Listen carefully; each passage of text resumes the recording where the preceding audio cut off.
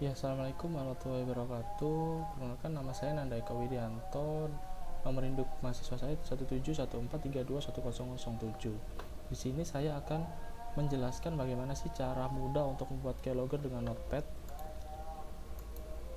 Nah, untuk keylogger tersendiri itu apakah bahaya? Yang pastinya saya bisa menjawab bahaya. Nah, keylogger ini bisa membahayakan privasi kita dan kenyamanan kita untuk berinternet dan beraktivitas saat menggunakan komputer umum. Kenapa? Karena keylogger ini bisa merekam aktivitas-aktivitas ketikan kita pada keyboard yang disimpan di aplikasi keylogger tersebut. Nah, jadi seberapa kompleks dan rumitnya password kita bisa saja diketahui dengan software ini. Terkadang lebih aman bermain di warnet yang dilengkapi dengan perangkat deep freeze daripada warnet yang tidak dilengkapi dengan aplikasi ini, deep freeze ini. Karena dengan adanya engine tersebut atau aplikasi tersebut, kita bisa paling enggak meminimalkan atau mengurangi resiko dengan cara merestart komputer itu terlebih dahulu sebelum digunakan. Nah, jadi keylogger sendiri itu apa sih? Untuk penjelasan singkatnya, keylogger adalah program komputer yang digunakan untuk merekam seluruh aktivitas keyboard kita. Nah, untuk lengkapnya, keylogger itu adalah software atau program yang dipasang atau diinstal di komputer untuk tujuan mencatat dan merekam seluruh aktivitas keyboard kita. Jadi apapun yang kita tuliskan atau kita ketikkan akan tampil dan tersimpan dalam sebuah log atau catatan atau hasil rekaman keylogger tersebut. Keylogger diinstal untuk memata-matai, jadi dia bekerja diam-diam, kita nggak pernah tahu dia kapan jalannya. Jadi itu sangat berbahaya sih untuk kita, privasi kita sendiri begitu. Tapi dibalik semua itu pastinya ada keuntungan.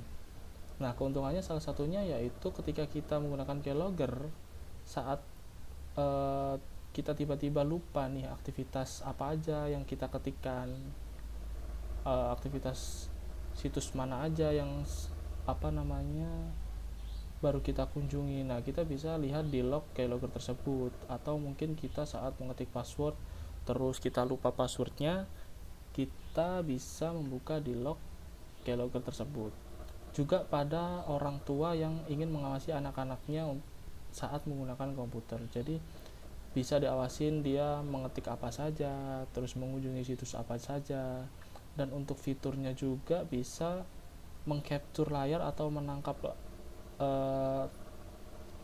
layar apa yang mereka browsing, terus kemudian tangkapan layar tersebut dikirimkan ke email si pemasang atau si orang tua tersebut gitu.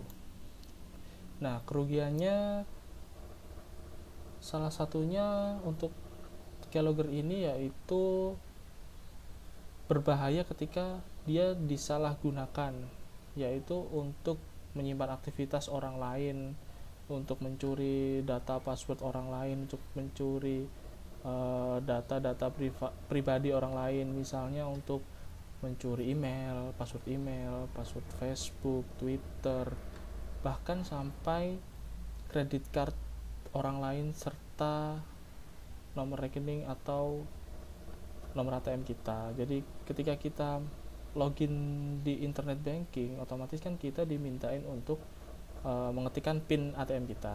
Nah, itu bisa jadi terekam juga dan bisa disalahgunakan oleh orang lain si pemasang ini. Nah, jadi di sini untuk sebelum kita membahas penanggulangannya, kita coba belajar dulu gimana sih cara kerjanya keylogger ini. Nah, berikut ini adalah paling nggak menggambarkan bagaimana sih cara kerjanya keylogger tersebut. Untuk scriptnya seperti ini, kita login email. Ini kita berandai-andai kalau misalnya kita mau login email begitu ya. Lalu di sini kita buat folder logs di local disk C. Kemudian yang kita akan simpan yaitu email dan password. Kemudian script ini simpan dengan nama logs bad. Oke, ketika sudah disimpan, kita jalankan aplikasi tersebut.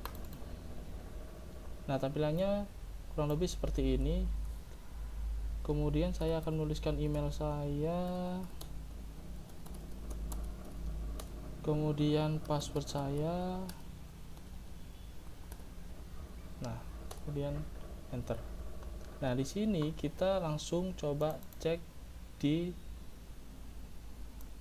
local disk C, kemudian logs, kemudian log. Nah, ini tadi beberapa percobaan yang saya gunakan untuk mengetes aplikasi ini. Jadi seperti ini ya bahayanya untuk keylogger tersebut ya. Lumayan bahaya untuk mencuri informasi-informasi pribadi kita. Jadi gimana sih cara menanggulangi keylogger ini kalau misalnya ada di komputer kita, atau mungkin kita ke warnet dan di komputer tersebut ada keyloggernya? Nah, salah satu caranya yaitu kita bisa pakai software yang bernama Key Scrambler. Nah, software ini bisa menginskripsikan dan mengacak setiap tombol yang ditekan pada keyboard kita.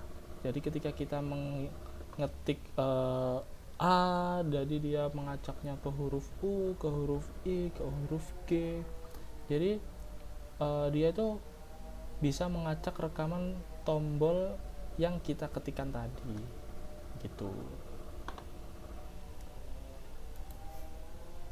Baik, sekian penjelasan bagaimana sih cara kerja keylogger, terus cara menanggulanginya, terus apa itu keylogger, keuntungan dan kerugiannya.